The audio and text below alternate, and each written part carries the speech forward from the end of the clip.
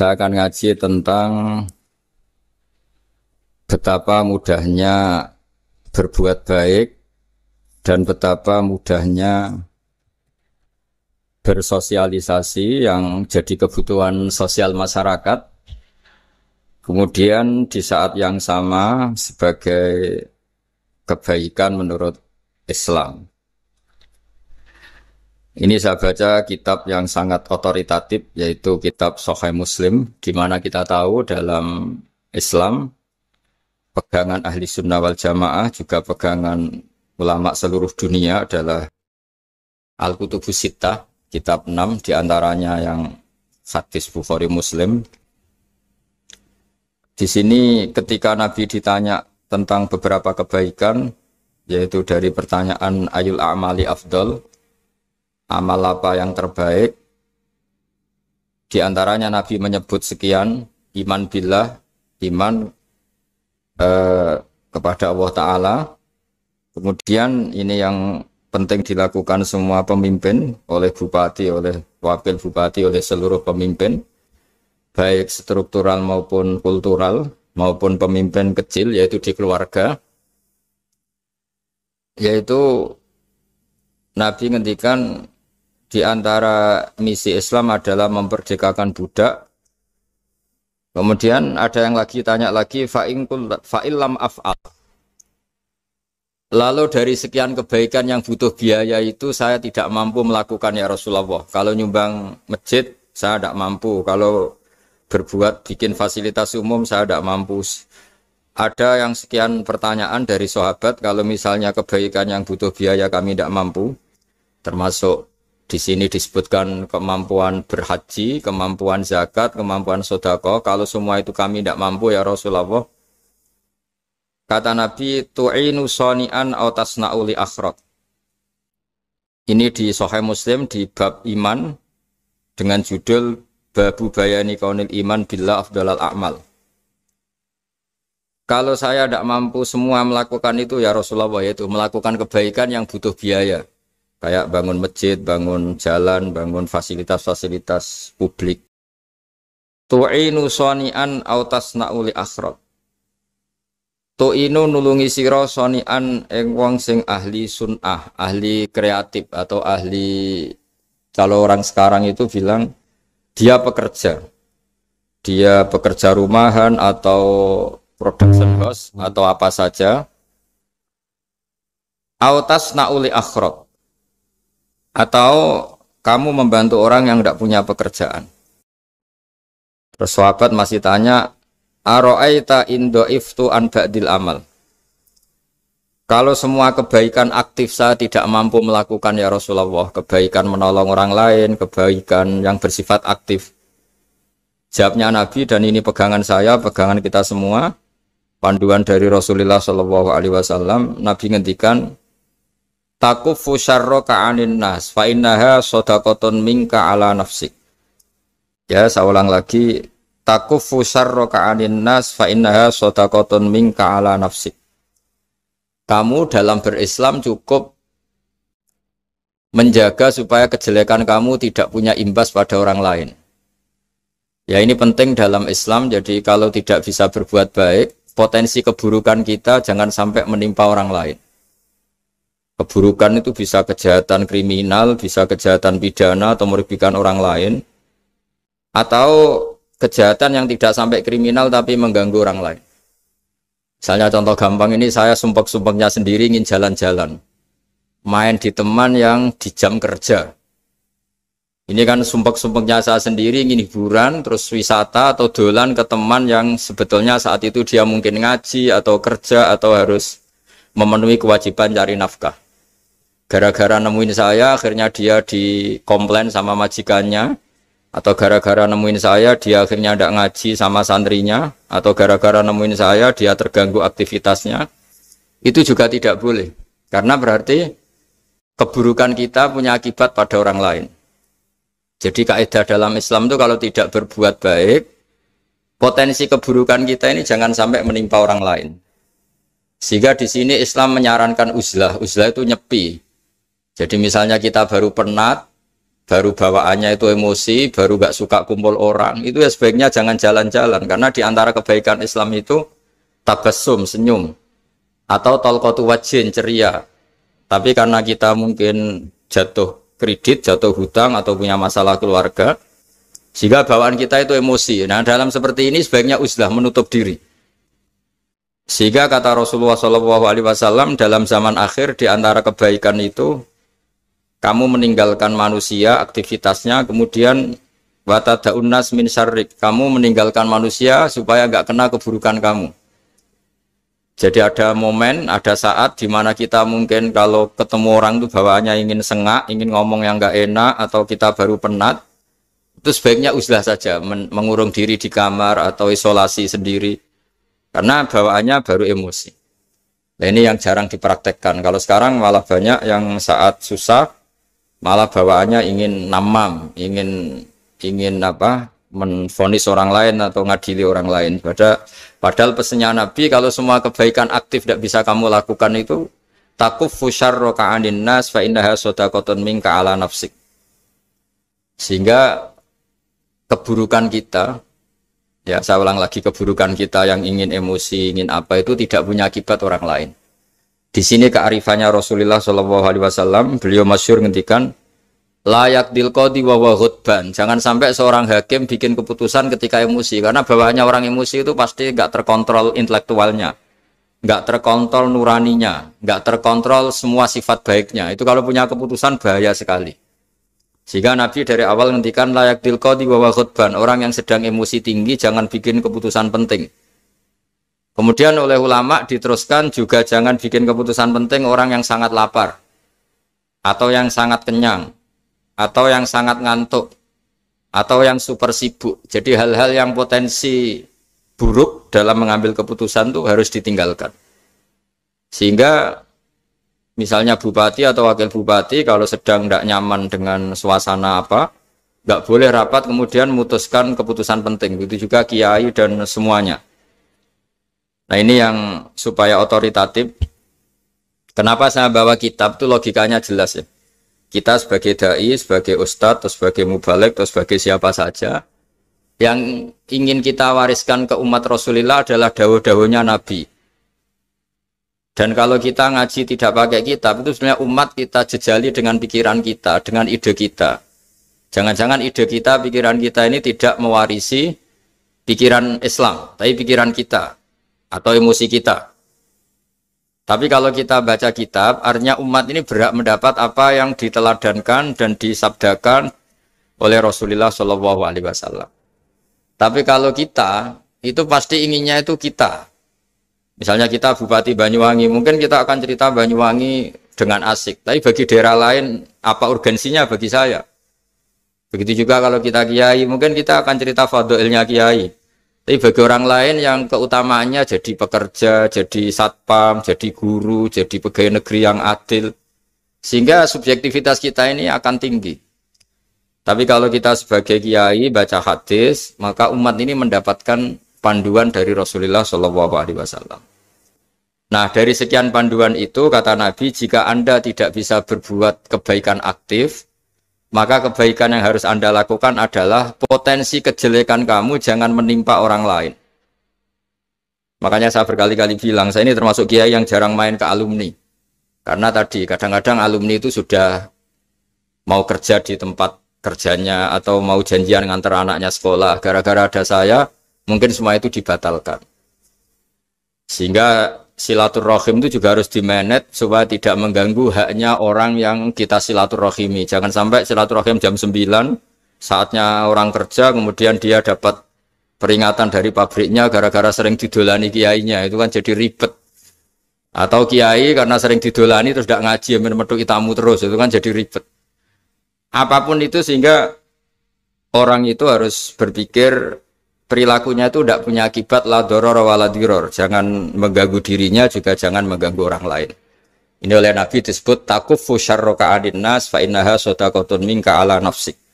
Sifat buruk kamu itu harus dijaga supaya tidak menimpa orang lain, dan itu berarti menjadi sedekah kamu atau amal kamu pada diri kamu sendiri. Jadi ini penting dimaklumatkan ke semua kita bahwa saat kita tidak bisa berbuat baik aktif, misalnya nggak bisa sedekah, nggak bisa menolong orang, setidaknya keburukan kita tidak menimpa orang lain. Nah, termasuk keburukan yang terselubung adalah kita punya pikiran yang menurut kita ini hebat, tapi bagi orang lain mungkin bahaya. Misalnya kita punya pikiran ingin jadi orang kaya raya yang dermawan. Itu artinya kan pikiran baik karena ingin jadi dermawan. Tapi artinya bayangkan orang lain tuh miskin semua butuh derma kamu. Mana mau orang lain kamu bayangkan miskin butuh derma kamu. Orang lain juga bayangkan dirinya kaya gak butuh derma kamu. Itu namanya kebaikan yang subjektif. Kamu ingin jadi kiai yang ngajarin orang banyak. Oke, itu baik. Tapi kan berarti kamu bayangkan orang lain gak bisa ngaji terus kamu saja yang bisa ngaji sehingga kamu yang ngajarin. Ya sudahlah, kebaikan itu udah usah muluk-muluk seperti itu. Jadi apa yang ditakdirkan kita jadi bupati ya jadi yang baik, menolong pekerja-pekerja yang baik. Saya kemarin diceritain banyak oleh Mas Anas aktivitas Pemda Banyuwangi yang menolong banyak orang, juga masyarakat juga saling menolong dan seterusnya dan terusnya. Jadi ini jelas maksud saya supaya bupati dan semuanya pemimpin melakukan kebaikan itu berdasar panduan dari Rasulullah SAW, di mana di antara aturan yang dianjurkan beliau adalah aktivitas kita sebagai manusia adalah tu'inu soni'an au tasna'uli akhraq. Ya, saya ulang lagi, saya ulang teks hadisnya secara lengkap supaya dapat berkahnya Rasulullah SAW. Ada beberapa pertanyaan dari sahabat, ya Rasulullah, jika saya tidak bisa berbuat baik yang berbiaya atau tidak bisa berbuat baik yang aktif, apa yang saya harus lakukan? Nabi ngendikan tu'inu shani'an aw tasna'uli asra. Kamu membantu orang yang pekerja atau kreatif, orang-orang yang kreatif atau pekerja apa saja kamu bantu, dan bantu orang yang tidak punya pekerjaan.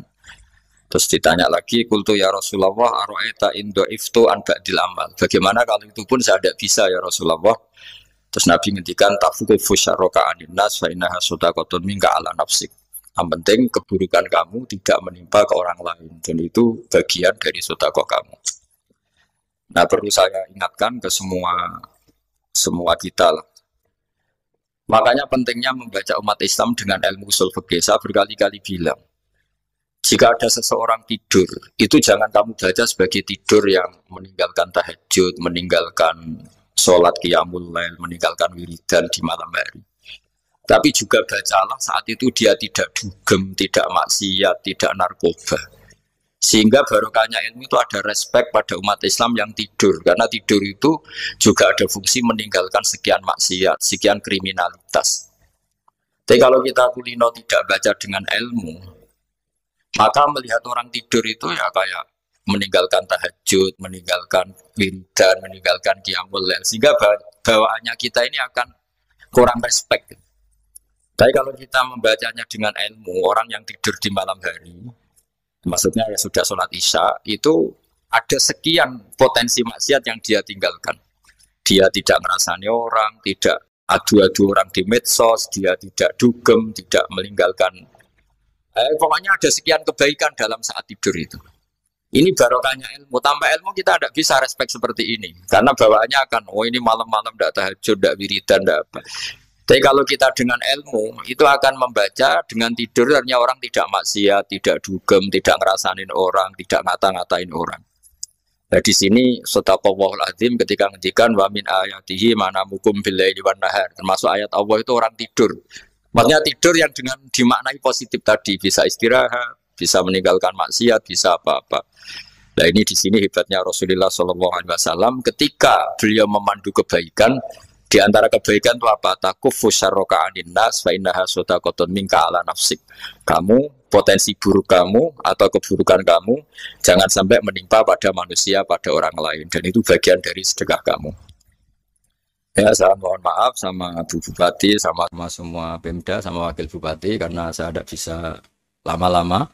Saya punya wadifah. Tadi ini pun sudah ngurting ngaji saya karena saya harus ikut ngaji di sini. Dan mari sama-sama berdoa. Al-Fatihah. Jadi status gambaan ini kita mantapkan dulu. Jangan ada status lain kita di depan Allah kecuali status kehambaan. Saya punya analogi dan itu saya ulang-ulang karena di antara ciri Quran itu mengulang-ulang sesuatu yang harus jadi pegangan. Saya ulang lagi, di antara ciri Quran itu mengulang-ulang sesuatu yang jadi pegangan. Jika kita belajar ilmu fisika atau ilmu apa saja, maka kita akan bicara materi sesuai statusnya. Jadi kita harus latihan untuk iman kepada Allah. Saya tanpa mengurangi rasa hormat, saya memberi contoh begini ya. Ini jam, materinya dari besi. Ini kertas, materinya ya kertas. Tentu secara fisik, orang akan bilang jam ini lebih kuat timbang kertas.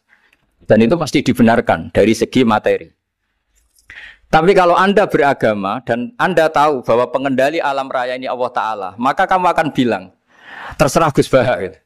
Bisa saja jam ini saya punya niat saya hancurkan, kertas yang lemah ini saya simpan. Sehingga jam tangan ini 5 menit lagi saya hancurkan sehingga benar-benar rusak. Sementara kertas ini saya simpan sampai bertahun-tahun awet.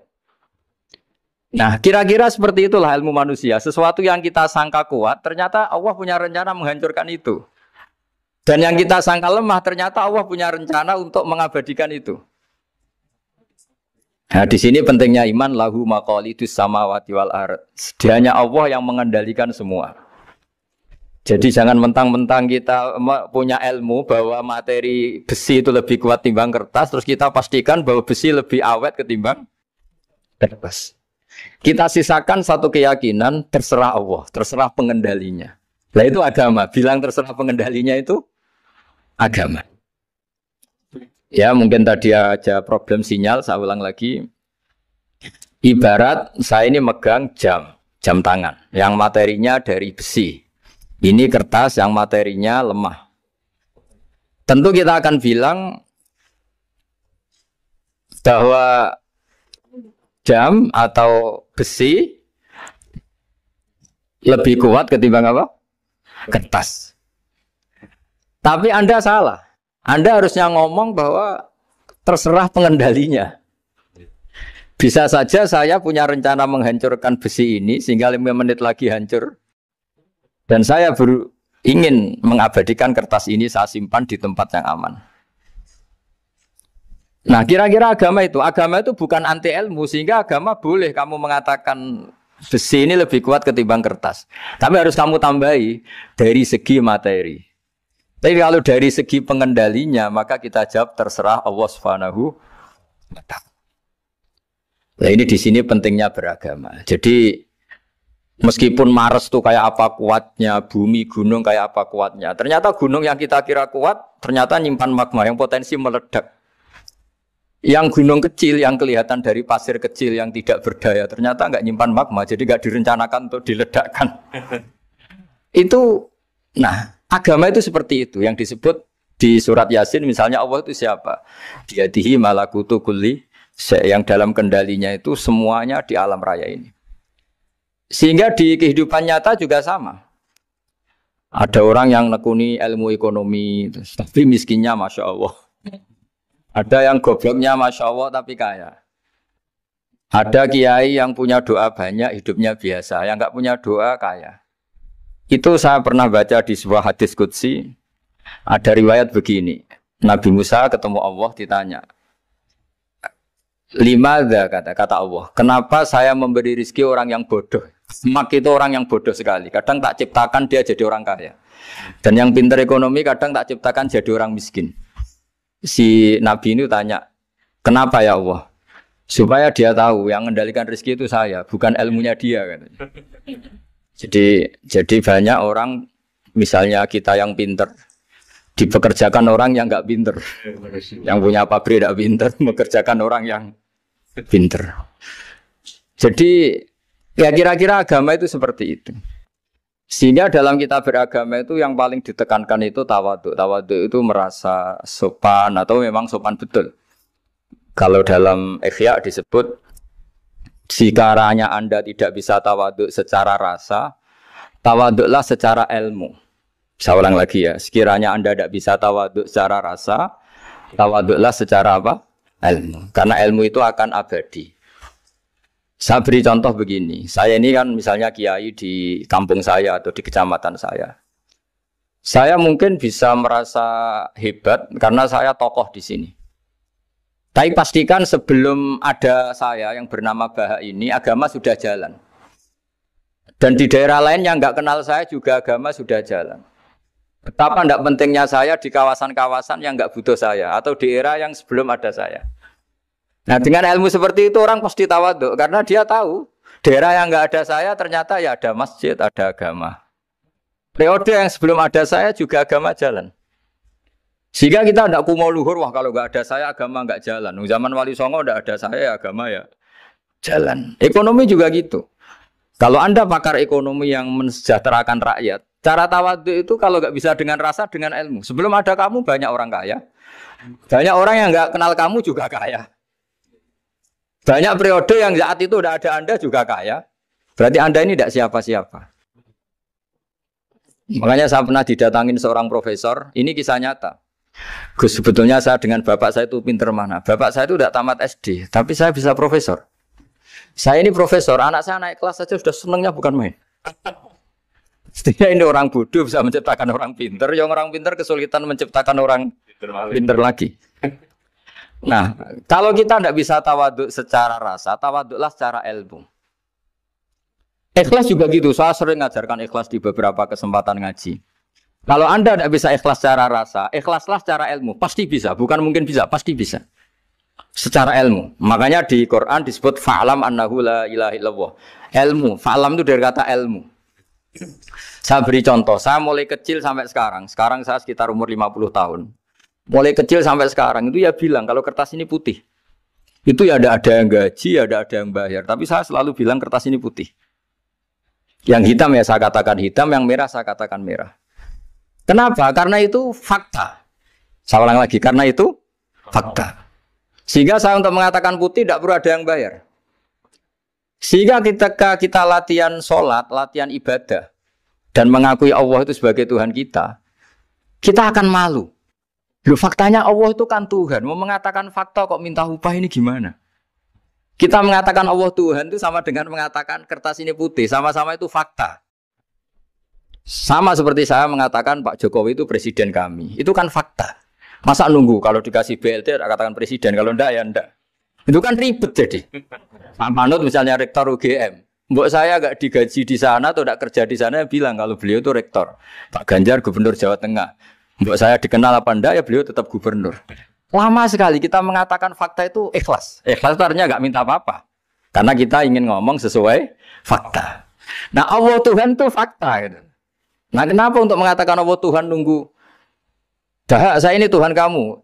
Ya nunggu dulu Gusti. Kalau engkau masukkan kami ke surga, engkau Tuhan. Kalau enggak ya enggak jadi. Tidak bisa seperti itu. Ya Allah tetap Tuhan. Nah kalau Anda tidak bisa ikhlas secara rasa, ikhlaslah secara ilmu. Ilmu ya tadi kita akan selalu bilang yang putih, putih, yang hitam, hitam. Makanya ini pentingnya ilmu. Tawaduk juga gitu. Kalau Anda ditakdir orang yang GR, yang gede rumongso, ditakdir orang yang kumo luhur, secara rasa bisa dilawan secara ilmu. Ada periode di mana sebelum ada kita yang kaya ya banyak, yang dapat hidayat ya banyak, yang terpelajar ya banyak. Ada daerah yang nggak kenal kita, nyatanya pendidikan di situ jalan, sistem sosial baik. Betapa tidak pentingnya kita. Nah ini nanti memaksa kita atau melatih kita untuk tawaduk. Nah dari hikmah ilmu itu kemudian kita minta maaf sama orang lain itu mudah. Karena kita sadar bahwa adanya kita ini problem. Saya sering digojlok orang-orang kaya. Orang-orang kaya itu ya kadang agak kurang ajar tapi nggak bisa dibantah. Begini, pernah tanya saya gini, Gus, saya ini punya mobil mahal, harganya 2 miliar. Kayaknya yang berhak pakai jalan raya saya kan. Bisa, bayarnya pajak saya mahal. Sehingga kayaknya paling pantas saya. Yang naik ontel itu kan nggak bayar pajak. Harusnya nggak boleh pakai jalan gitu. Terus saya bilang, mbah-mbahnya yang naik ontel itu pejuang, bapak kamu enggak. Kamu enggak warisnya. Artinya ada teori dalam kitab hikam itu kitab tasawuf dalam pesantren. Itu kebaikan saja di soal. Misalnya begini, kita ini bangga sebagai urip yang tertib, hidup yang tertib di kantor, di tempat-tempat pekerjaan. Tapi kalau itu semua terjadi, kalau ada kecelakaan di jalan itu nggak ada yang nolong langsung. SAR paling efektif, tim penolong paling efektif itu ya orang-orang nganggur itu. Orang-orang yang di jalan-jalan di perapatan itu kalau ada kecelakaan langsung nolong. Itu nanti ambulan itu yang kedua, ketiga, yang nolong pertama ya orang-orang yang nganggur-nganggur di jalan itu. Ada orang tersesat nolong. Maka ketika seorang sahabat tanya, ya Rasulullah, kalau engkau melarang kita jagongan di jalan itu kita tidak bisa. Tapi kata Nabi, ya silahkan saja, tapi adu haqqat thoriq, kamu di jalan itu datangkan. Apa itu? Ya kamu bisa amar ma'ruf nahi mungkar. Coba kalau di terminal, di tempat publik banyak orang yang soleh, itu nanti copet ya sungkan. Yang mau jambret ya sungkan, karena yang di situ orang-orang soleh. Nanti yang enggak sholat juga sungkan, karena yang di situ banyak yang sholat. Jadi kenyamanan orang pergi jauh di tempat-tempat sepi itu ya barokahnya orang-orang nganggur terus ngaji, wah nengkono masih rame, ada orang yang di perapatan, di pertigaan.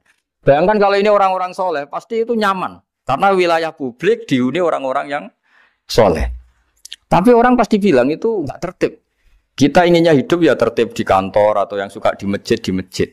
Tapi kalau itu terjadi, itu nggak ada tim SAR gratis yang setiap saat kalau ada orang kecelakaan nolong. Makanya dalam makalah hikam itu paling masyhur diantaranya itu, manusia itu siapa? Manusia itu mangkanat mahasinuhu masawiyah, fakih falataku masawihi masawiyah. Manusia itu orang yang saat baik saja ada salahnya, apalagi masalah. Jadi kalau kamu punya toko, lagi laris, dan saat laris itu Anda ngerumat keluarga Anda melakukan kebaikan pada keluarga Anda. Pasti ada toko lain yang termahjubkan, yang tersingkirkan. Makanya saya pernah diskusi sama kiai besar, guyonan sama saya. Kita kalau kiai besar sebaiknya kalau diundang di musala kecil datang apa enggak? Kata kiai yang satu, jangan datang Gus, itu jatahnya kiai kecil. Terus kata yang satu, datang Gus sebagai bukti tawaduk bahwa kita kiai besar pun mau diundang yang kecil. Akhirnya kita ini ya kadang datang kadang enggak, karena kadang kita enggak datang supaya jatah rezeki kiai kecil enggak terambil. Kadang ya mau datang supaya dikira tawaduk. Makanya kalau seorang profesor sering turba di bawah itu ya kasihan yang S1, SPDI itu kan nanti enggak jadi bintang kalau profesornya sering turun. Kalah terus itu. Jadi kadang-kadang itu orang itu harus berpikir secara ilmu, jangan rasa terus. Jadi itu ilmu. Jadi semua yang kebaikan yang kita lakukan itu secara ilmiah bisa diperdebatkan. Ada orang senang ngomong serius supaya bangsa ini maju. Tapi bapak saya itu pesan saya, kamu kalau ngiyai itu jangan sering ngomong serius kan. Masyarakat sudah capek mikir utang, mikir keluarga. Jadi itu sowan kiai dijak ngomong serius lagi nanti capek kan. Sehingga kiai-kiai dulu itu kalau ketemu orang ya guyon terus. Karena tahu masyarakat sudah capek. Sudah banyak yang takut tanggal kredit gitu. Sudah takut tanggal kredit, takut problem sowan kiai diancam neraka lagi itu kan ketakutan berkali-kali. Jadi makanya ini kan kebaikan itu dievaluasi karena kita tidak nabi, tidak wali. Jadi kalau kata hikam itu apa yang Anda kira baik itu ada masalah. Apalagi sedang masalah. Saya sering cerita ada orang suami istri harmonis sekali. Itu tanyakan ibunya, pasti mulai gak peduli dengan ibunya karena terlalu harmonis dengan istri. Tapi itu pasti bukan mungkin lagi. Jadi jangan tanya istrinya, tanya ibunya. Oh, jok nikah lupa saya. Ngalor ngidul sama istrinya. Tanyakan temannya. Wah itu jok nikah lupa temennya. Tapi yang baik sama teman, tanyakan istrinya. Jatah belanja untuk ngopi. Begitu terus itu. Jadi siklus sosial itu. Nah di sini pentingnya saling minta maaf. Karena dalam kebaikan kita pasti ada kesalahan. Ketika karir kita baik di pemerintahan maupun di kampus, pasti dengan sendirinya ada yang agak tersingkirkan. Meskipun itu sudah hukum alam. Tapi apapun itu kita harus minta maaf. Makanya banyak, saya sering cerita berkali-kali, dulu itu ada dua nabi yang seangkatan. Itu luar biasa debat ilmiahnya, tapi debat baik. Mulai dulu ya ada polemik itu ya mulai dulu ya ada. Yang Nabi Yahya itu suka berkawan orang-orang soleh. Kalau ditanya, kenapa kamu berkawan orang-orang soleh? Ya enak lah, karena berkawan orang soleh. Yang Nabi Isa sering berkawan orang-orang yang nggak jelas. Ditanya, kenapa Anda suka berkawan orang-orang yang nggak jelas? Innama ana tabibun udawil mardo. Nabi dan kiai itu ibarat dokter, ya tentu menyembuhkan yang sakit. Kalau Anda seorang dokter pasti neliti daerah-daerah pandemi, masa neliti daerah sehat? Nah, jadi dulu bapak wasiat ke saya gitu, kowe nak jadi kiai kayak bengkel. Jadi kiai itu kayak bengkel. Kalau nggak siap dadani orang nggak jelas ya jangan jadi kiai kan. Itu ya, tapi kan masalahnya kita sendiri solehnya pas-pasan, takut terkontaminasi. Jadi yang jelek bukan jadi baik, kita yang baik jadi jelek. Nah itu kan mulai dulu ya polemik sejauh mana kita punya kekuatan untuk tidak terpengaruh yang negatif. Yang negatif terpengaruh kita menjadi positif. Jadi ini cerita-cerita sawalan bahwa dalam kebaikan kita itu ada kesalahan. Maka kita tetap istighfar, tetap saling minta maaf. Dulu bapak saya kalau diceritain ada seorang kiai sampai sepuh jadi imam masjid, istiqomah sekali. Dulu bapak saya itu guyu. Ya istiqomah, tapi wong liya terus ra iso dadi kader. Jadi calon-calon kiai ini sudah putus asa karena nggak pernah punya kesempatan jadi imam. Jadi di balik istiqomah itu ya ada memahjubkan orang lain. Makanya alhamdulillah di Indonesia itu ada pegawai pensiun. Kalau enggak habis itu. Karena yang anyar-anyar itu mesti ini kurang pengalaman, ini kurang senior. Tapi baru kan ada pensiun kan gantian. Tapi masalahnya di dunia kiai itu udah ada pensiun. Tambah sepuh tambah mantap, tambah sepuh tambah mantap. Nah itu sebaiknya ya mulai mundur-mundur sedikit dari imam masjid itu. Ya nyari-nyari yang lain lah supaya ada kaderisasi, ada. Jadi intinya itu di balik kebaikan yang kita lakukan pun itu ada masalah sehingga kita butuh istighfar. Di sini pentingnya dawuhnya para wali-wali dulu ada istilah wastighfaruna yahtaju ilal istighfar. Ketika kita minta maaf, sebetulnya minta maaf sendiri itu butuh minta maaf lagi.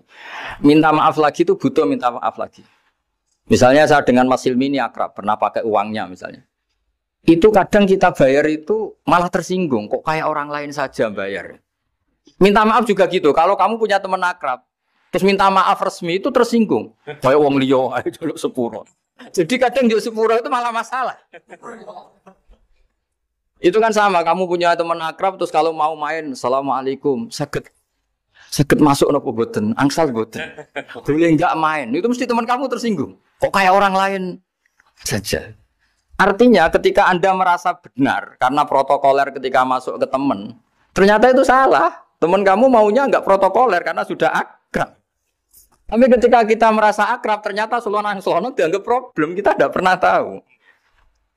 Nah di sini kata ulama-ulama, minta ampun itu kebutuhan manusia. Karena dalam kebaikan kita, pasti ada kesalahan. Makanya disebut, wastighfaruna yahtaju ilal istighfar. Kita selalu diajari Rabbana dzalamna anfusana. Ya Allah, kita ini selalu mendolimi diri kita sendiri. Jadi saat kita baik pun ada unsur kesalahan. Yaitu tadi, kalau Anda jadi orang pasti ada yang termahjubkan. Kalau Anda kiai besar atau profesor atau pejabat turun ke bawah. Ya kalau gubernur turun terus ya bupati gak jadi bintang. Kalau saya kiai besar misalnya turun terus ya kiai kampung itu ya kasihan. Saya pernah diundang Manakipan tidak datang itu kiai kecil bilang matur nuwun Gus gak teko. Aduh iwake gak untuk saya katanya. Barokahnya saya ada. Itu lucu ya matur nuwun betul. Matur nuwun Gus jenengan gak dugi jadi. Akhirnya jatah besarnya untuk saya. Nah, tapi yang punya rumah komplain. Gus udah ngeratau teko PP aku wong cilik. Nah ini saya harus mendahulukan versi Soibul Bait yang punya rumah apa versi Kiai yang termahjubkan. Artinya pilihan apapun saya harus istighfar karena ada saja unsur salahnya. Ya makanya ini kan makanya ya saya minta UGM juga saya sering undang saya terus nanti dikira karena kampus besar Gus Bak mau juga keliru lagi. Kalau 1-2 kali mungkin boleh, kalau keseringan ya nggak boleh. Nanti itu dikira saya maunya hanya sama kampus besar, padahal saya sama RT ya sering datang juga. Nah ini yang terakhir saya bacakan teks otoritatif sebagaimana janji saya. Kata Rasulullah SAW di sebuah hadis. Ini terakhir nanti supaya nggak lama-lama saya juga punya wadhifah. Ada orang itu punya hutang. Hutang itu ya hutang, memang hutang. Singkat cerita orang itu tidak bisa bayar sampai akhirat.